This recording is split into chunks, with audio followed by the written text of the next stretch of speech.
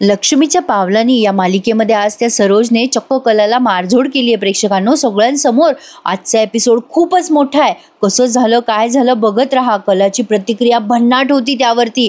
आता सुरुवातीला आपण बघतोय अद्वैत आबांजवळ बसलेला असतो काळजीने। आबा त्याला म्हणतात, आबा अद्वैतला म्हणत असतात कलाचा बायको म्हणून तू स्वीकार करशील ना रे अद्वैत। अद्वैत विचार करतो आता या क्षणी मला आबांची तब्येत जास्ती महत्वाची आहे, त्यांच्यासाठी मी काहीही करायला तयार आहे। मग त्या खरेशी चांगलं वागायचं नाटक का असे ना, मला माझे आबा महत्वाचे आहेत, मला आबांपुढे काहीही महत्वाचं नाहीये। आबा म्हणतात अरे अद्वैत मी काय बोलतोय तुला।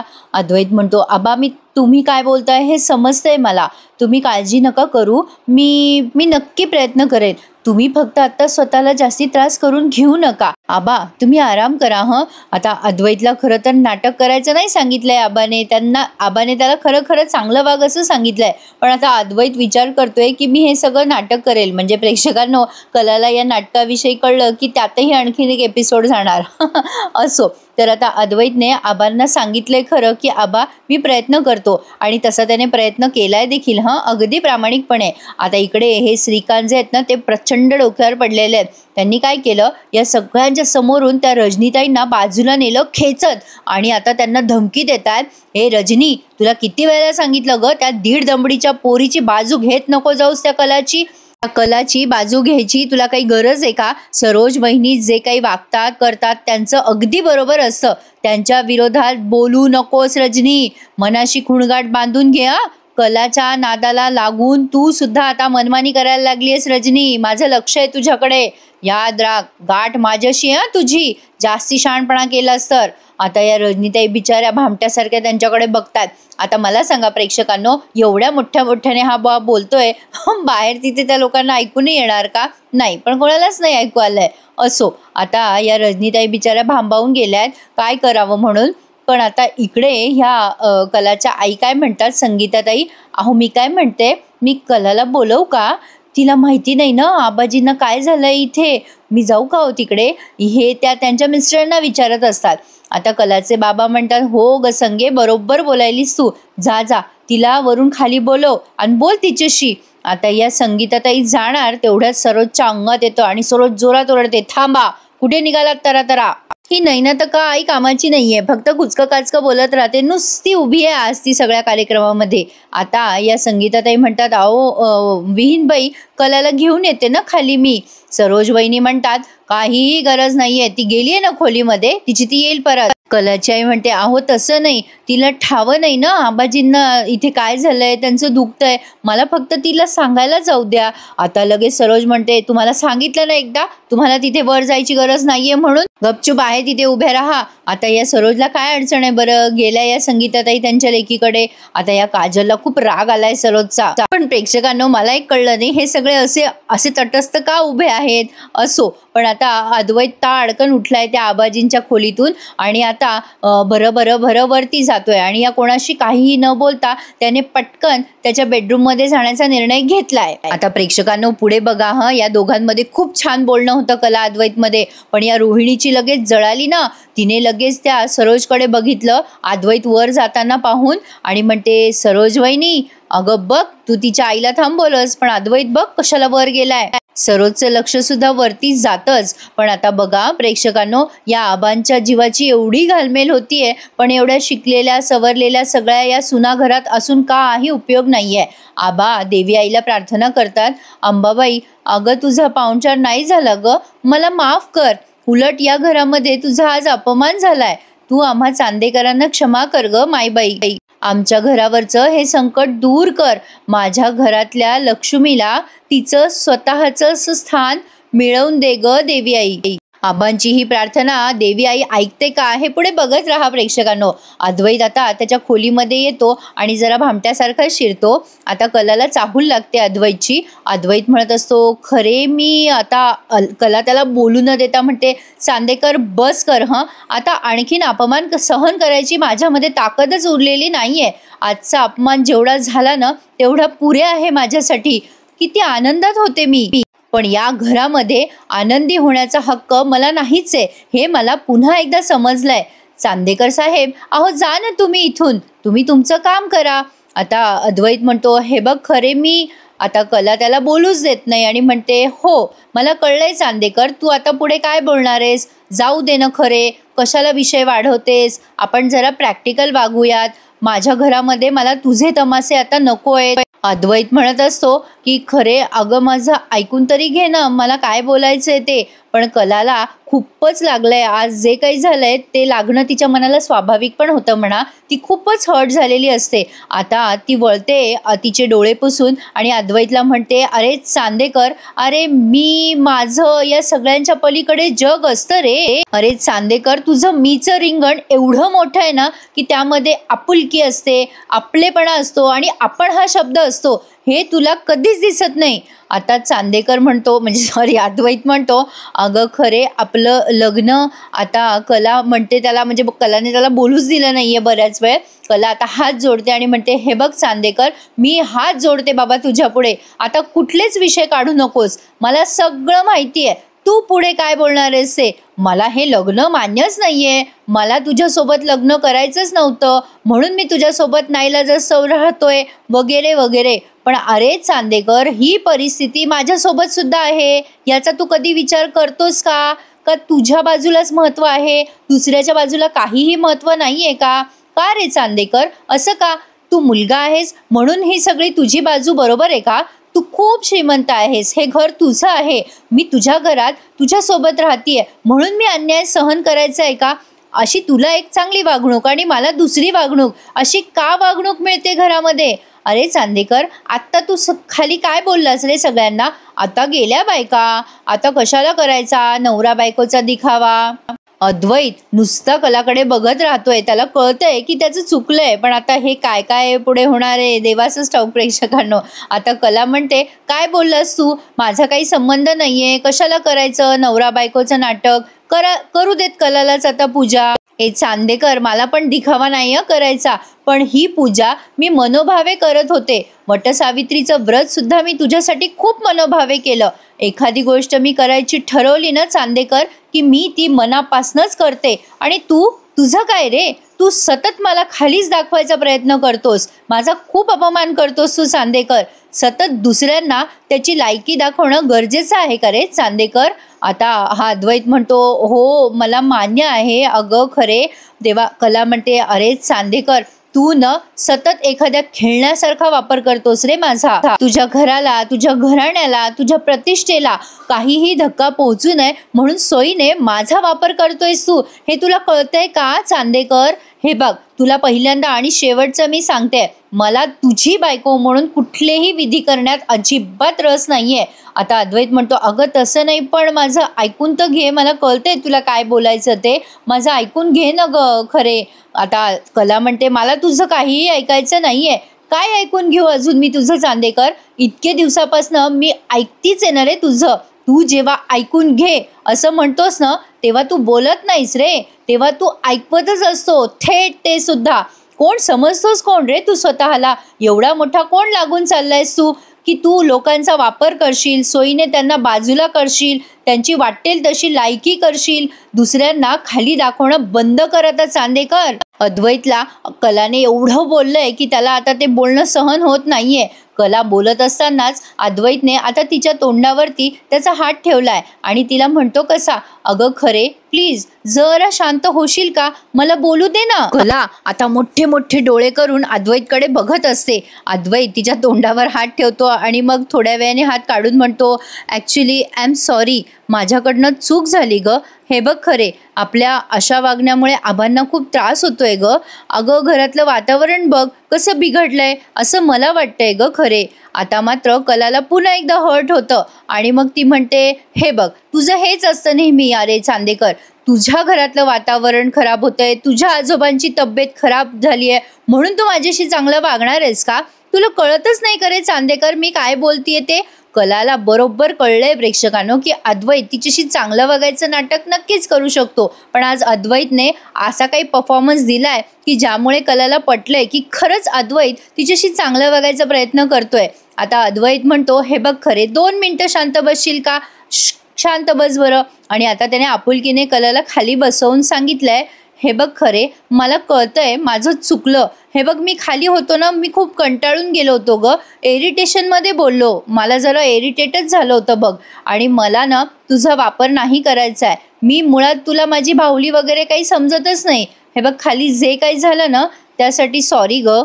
आता अद्वैत जेव्हा सॉरी म्हणतो तेव्हा कला त्याच्याकडे बघतच राहते. आता अद्वैत म्हणतो, हे बघ खरे, मी हे सगळं मनापासून बोलतोय. हे बघ आता इथून पुढे मी तुला कधीच हर्ट करणार नाही. मी तुझ्या भावनांचा नेहमीच विचार करत जाईल. मी प्रॉमिस करतो तुला, मी वचन देतो. आता कला ही त्याच्याकडे बघतच राहते. अद्वैत म्हणतो, हा माझा शब्द आहे तुला खरे, मी खरंच तुला कधीच हर्ट करणार नाही. आणि तो इंग्लिशमध्ये कलाला म्हणतो, I am a man of my words. याचा अर्थ मी या शब्दावर टिकून राहणारा माणूस आहे. म्हणजे कलाला अद्वैत जे काही बोलतोय ते खरं बोलतोय हे अगदी पटलंय प्रेक्षकांनो. तरी ती थोडासा विचार करते आणि ही दोघेही जण एकमेकांकडे बघतच राहतात. छान होता आजचा भाग, अप्रतिम. तुम्हाला हा भाग माझ्या आवाजात ऐकायला कसा वाटतो हे मला कमेंट करून नक्की कळवत जा प्रेक्षकांनो. मी तुमच्या कमेंट्सची अगदी आतुरतेने वाट बघत असते. आणि हे काय, अद्वैतने कलाचा हात हातामध्ये घेतलाय आणि कला खूपच भावूक झालेली दिसतीये आपल्याला. आता इकडे खाली मात्र प्रचंड गरम झालेलं आहे वातावरण. रोहिणी आता पुन्हा एकदा सरोजला भारी गरम गरम हवा देतीये म्हणजे तिला भडकवतीये. रोहिणी सरोजला म्हणते, काय हे सरोज वहिनी, असं काय चाललंय हे, किती वेळ झालाय. अद्वैत बायकोच्या मागे मागे गेला की तिकडचाच झाला गो.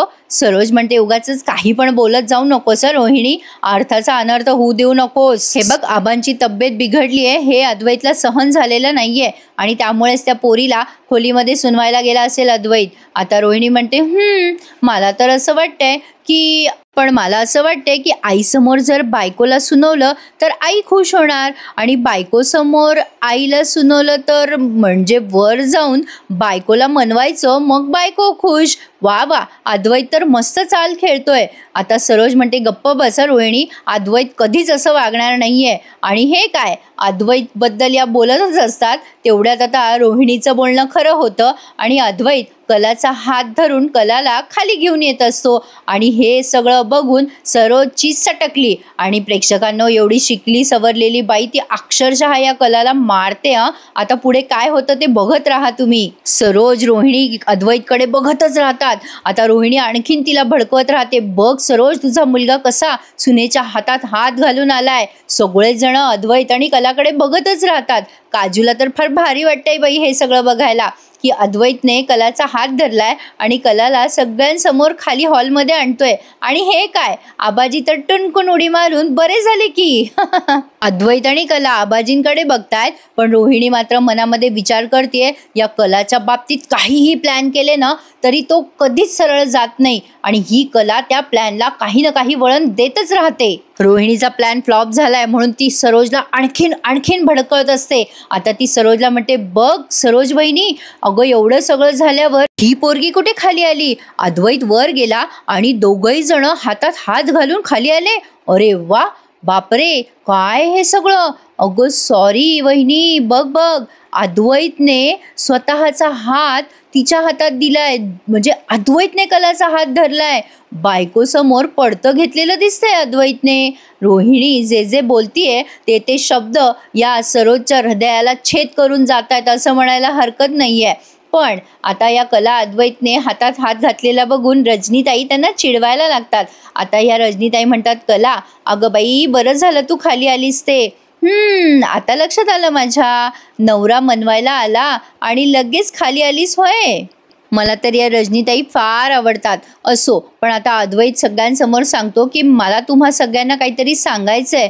मला नाही वाटत हिचा आज जो काही राग होता तो अगदीच चुकीचा होता. ही जे काही करते ते सगळं मनापासून करते आणि सकाळपासून तिला आज फक्त आणि फक्त अपमानच सहन करावा लागलाय. या सगळ्याची खरं तर काहीच गरज नव्हती. अद्वैत बोलत असताना सरोजच्या डोक्यात तिडीक जातीये. आबांना फार भारी वाटतंय. आता रोहिणी विचार करतीये, गरज नव्हती म्हणायचं काय या अद्वैतला.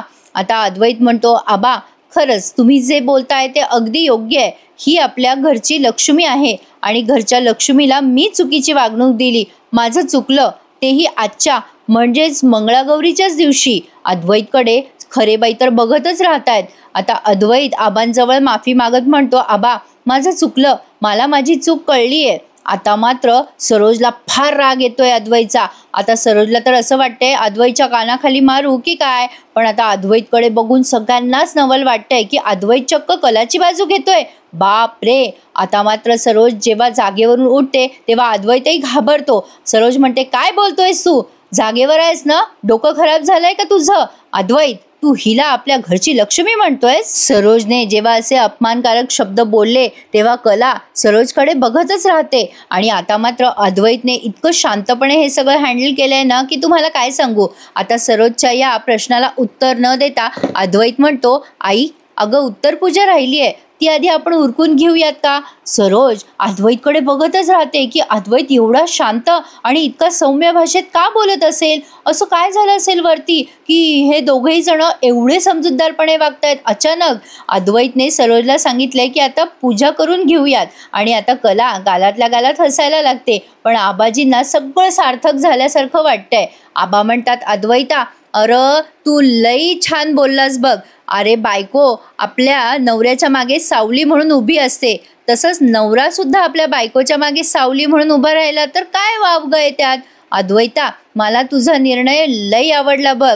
तू आज करून दाखविलंस. आता मात्र कला म्हणते, आजोबा काय झालंय? आजोबांना बरं वाटत नाहीये का? सोहम, तू असं का धरलंयस आजोबांना? आता आबा म्हणतात, अरे बेटा, हे सगळं नंतर बघू आपण. चला बरं, आधी पूजा करून घेऊयात. आता कला म्हणते, आजोबा, माझं खरंच चुकलं. मी रागारागात पूजा अशी अर्धवट सोडून जायला नको होतं. देवाचा अपमान झाला ना आजोबा, खरंच माझं चुकलं. आता आजोबा म्हणतात, हे बघ बेटा, तुला तुझी चूक कळली आहे ना, झालं तर मग त्यातच सगळं आलं. आणि आता तर मला असं वाटतंय की अंबाबाई आता सगळं चांगलं करणार आहे बघ. सगळं काही छान होतंय. चल बरं बेटा, पूजा करून घे. आता आबा इतकं प्रेमाने बोलताय. खरं तर या घरामध्ये आबा आणि रजनीताई ह्या दोघांना सोडलं तर कोणामध्ये दया, माया, प्रेम दिसतच नाही. असो, पण कला या सरोजचं मन हळूहळू नक्की जिंकेल प्रेक्षकांनो. आता बघा हे कला आणि अद्वैत दोघेही जण पूजेला बसलेत. आता कला आणि अद्वैत दोघांनीही मिळून उत्तर पूजा केली आहे. कला आता खूप खुश आहे. सुखाने आणि समाधानाने तिने पूजा केली आहे. कलाचं म्हणणं बरोबर होतं. मन जर प्रशस्त नसेल, आनंदी नसेल तर पूजा करण्यात काहीच अर्थ नाही आहे. पण आता कलाने सगळे मनातले गैरसमज दूर केलेत आणि अद्वैत आणि कला दोघांनीही पूजा केली आहे. अद्वैत तर चक्क कलाकडे स्माईल करताना दिसतोय आपल्याला पूजा करत असताना. दोघांनी जोडीने पूजा केली आहे. आणि बाकीच्या सगळ्या खाली बसलेल्या म्हणजे कलाच्या आईवडिलांनी, बहिणीने, सगळ्यांनी पूजा एन्जॉय केली आहे. नैना मात्र अशी सारखी तोंड वाकडं करत असते अधूनमधून. काजूला बाई फार अभिमान वाटतोय तिच्या बहिणीचा. आणि सरोज पण अशी वाकडं करते बघा तोंड. मी सगळ्यांचे एक्सप्रेशन्स तुम्हाला दाखवतीये कारण ही पूजा त्यांनी जरा मुक्यामुक्यानेच दाखवली आहे. अद्वैत आणि कलाने पूजा झाल्यावर मनोभावे नमस्कार केलाय आणि आबांनी अंबाबाईला लोटांगणच घातलंय असं म्हणायला हरकत नाहीये. आबा खूप खुश आहेत. फायनली पूजा अगदी शांततेत पार पडली. पण प्रेक्षकांनो, आता ही मंगळागौर इथेच थांबलेली नाहीये बरं का. आता मंगळागौरीचे खेळ चालू झालेत आणि इथे सगळे पुरुष मंडळी गायब झालेत. आता रिंगण घातलंय बायकाने आणि मग कलाला म्हणतायत, चला आता मंगळागौरीचे खेळ चालू करूयात. कला, अगं आधी नाव घे मग आपण मंगळागौरीचे खेळ खेळूयात. आता कलाने खूप सुंदर नावं घेतलेले आहेत. आता कला जरा विचार करत असते तेव्हा एक ताई म्हणतात, काय झालं ग, सुचत नाहीये का तुला? मग आता रजनीताई म्हणतात, का नाही सुचणार आमच्या कलाला नाव? अशी एकही गोष्ट नाहीये जी आमच्या कलाला येणार नाही. अगं कला, घे, बिनधास्त नाव घे. आतापर्यंत किती छान नावं घेतली आहेस तू. आता कला खूप छान नाव घेते. कला म्हणते, मंगळसूत्राच्या वाट्या म्हणजे सासर आणि माहेर. अरिष्ट, संकट, अमंगळ जाऊ दे चांदेकरांच्या घराबाहेर. माहेर आणि सासर हे दोन्ही यमक जुळलेलं आहे. असो, तर आता सगळ्यांना फार नावं आवडलेत. नाव घेतलेलं कलाचं फार आवडलंय. आता या एक ताई म्हणतात, अगं बाई, सासर माहेरचा समतोल काय छान राखलास ग या उखाण्यामध्ये. खरंच तुमची कला ना लक्ष्मीच आहे बाई. आता रजनीताई म्हणतात, आहेच आमची कला, आमच्या घरची लक्ष्मी. खूप छान वाटतंय कलाला तिचं कौतुक ऐकून. पण आता खेळाला सुरुवात झालेली आहे आणि रोहिणीने पुन्हा एकदा सरोजला हवा द्यायला सुरुवात केली आहे. त्यामुळे सरोज प्रचंड तापती. आता रोहिणी तिच्या कानात सांगते, अगं सरोज वहिनी, मी तर कल्पना पण नव्हती केली की ही अशी मंगळागौर होईल. मला तर वाटलं होतं की सगळं जरा वेगळंच होईल, पण आज मात्र तुझ्या सुनेने वेगळीच खेळी खेळली ग. कसा अद्वैत तिच्या मुठीत आहे हे दाखवून दिले तुझ्या सुनेने. बघ जरा बघ, घरातले सगळेच जण तिच्या तालावर नाचायला लागलेत.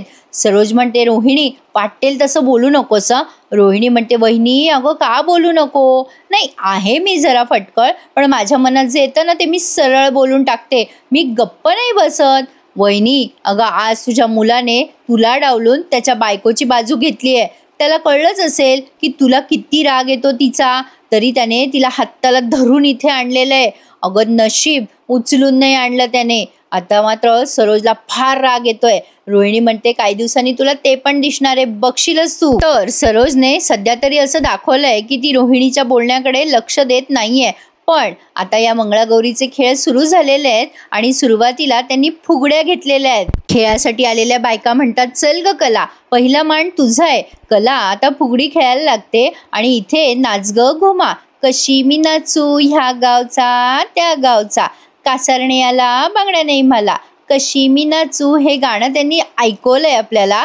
गाणं सुरू असताना नैना अशी वाकडं तोंड करतीये. रजनीताई खरेबाईंना खूप आग्रह करताय फुगडी खेळण्यासाठी. सुरुवातीला रजनीताई आणि कला दोघींनी फुगडी खेळली आहे आणि नंतर खरेबाई आणि रजनीताई या दोघींनी फुगडी खेळली आहे. आता नंबर आलाय ते सरोज आणि कलाचा फुगडी खेळण्याचा.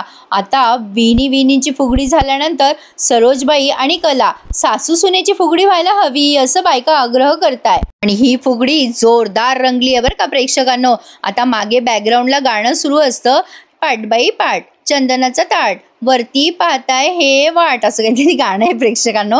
आता ह्या सरोजने कलासोबत फुगडी खेळायला सुरुवात केली आहे, पण आता कला जरा घाबरतेच. सरोजने कलाचा हात पिरगळलाय चक्क फुगडी खेळताना आणि एक हात पिरगळून तिने तशीच गोल गोल फुगडी जोरात घ्यायला सुरुवात केली आहे.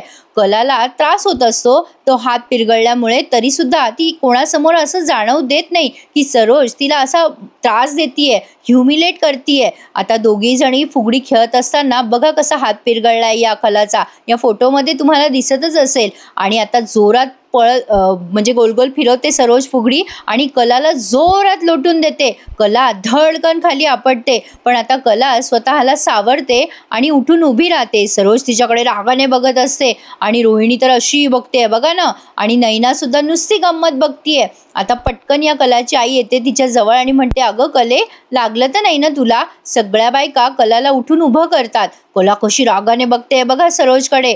आता ही विचारते काजू तिला, ठीक आहेस ना तायडे तू. मग आता कला म्हणते, हो अगं ठीक आहे, मी जरा साडीमध्ये पाय अडखळला माझा म्हणून मी पडले.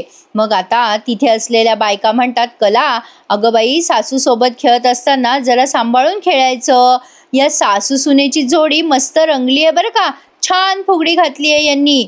पण सरोज तोंड वाकडं करते. आता ही एक ताई म्हणते की सरोज वहिनी किती खमक्या आहेत, छान फिरवलं बाई सुनेला.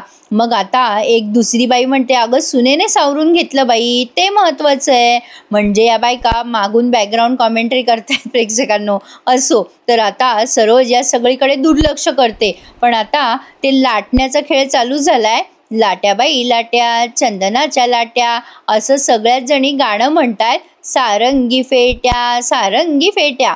आणि कला आणि सरोज दोघी जणी ते लाटणं खेळत असतात. लाटणं खेळत असताना सरोजला कलाकडे बघून बघून प्रचंड संताप येत असतो आणि सरोज कलाच्या करंगळीला जोरात ते लाटणं मारते. आणि आता मात्र कलाला खूप त्रास होत असतो. कला तिचा हात असा म्हणजे नीट फुकत असते की तिला खूप लागलंय म्हणून. कलाला खूप जोरात मारते सरोज आणि तिला म्हणते, काय गो, तुला 1760 वेळेला सांगितलं होतं मी की माझ्या पोराच्या जवळ जाऊ नकोस.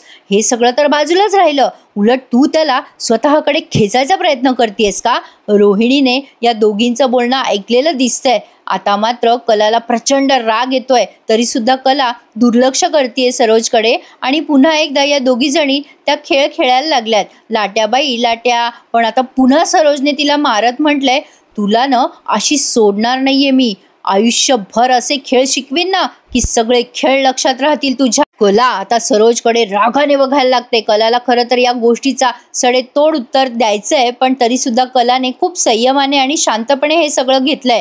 आता मात्र प्रेक्षकांनो, हा भाग त्यांनी इथेच पूर्ण केलाय. मंगळागौरीच्या खेळामध्ये सरोजने कलाचा पुरेपूर बदला काढलाय, पण आता कला काही शांत बसणार नाही हे खरंच आहे. पुढच्या भागात आपण बघतोय पिंगा ग पोरी पिंगा ग पोरी पिंगा हे गाणं सुरू असताना विणी विणीची जुगल चांगलीच रंगली आहे. सरोज म्हणत संगीताताईंना गाण्यामध्ये माझा लेक ग मोठा धनाढ्य तुझ्या लेकीपेक्षा हुशार बोरी पिंगा. त्यावर संगीताताई त्याच गाण्यामध्ये उत्तर देतात, लेक माझी ग सून तुझी ग आहे लक्ष्मी ग पोरी पिंगा. मस्त मजा येणार आहे उद्या बघायला. तर आता या कलाला सगळे नाव घ्यायला सांगतात. त्यावर कला सुंदर उखाणा घेत म्हणते, खरेंच्या घरी वाढले संस्कार आणि चालीरीतींनी आणि चांदेकरांच्या घरात आले लक्ष्मीच्या पावलांनी. आणि आता जेव्हा ही कला नाव घेते ना, तेव्हा संगीताताईंचा ऊर अगदी अभिमानाने भरून आलाय. भारीच आहे प्रेक्षकांनो पुढचा एपिसोड. आणि याचा एक प्रोमो आउट झालाय. या अद्वैतने कलाला तिच्या डिझाईनचे पैसे दिलेत आणि कलाने ते पैसे तिच्या आईवडिलांना देऊन त्यांचं घर वाचवलंय. जबरदस्त दाखवणार आहेत पुढचे सगळे भाग. कसा वाटला आजचा हा भाग मला नक्की कळवा. इतका छान आणि डिटेलमध्ये तुम्हाला दिलाय. प्रेक्षकांनो, माझ्या या रिव्ह्यूला लाईक करायला विसरू नका हं. आणि जेवढं तुम्ही चॅनलला सबस्क्राईब केलं तेवढं आणखीन जणांपर्यंत माझा हा व्हिडिओ नक्की पोहोचेल. तर चॅनलला सबस्क्राईब करा, तुमच्या मित्रमंडळींना शेअर करा आणि कसा वाटला रिव्ह्यू कमेंट करायला विसरू नका हं. धन्यवाद.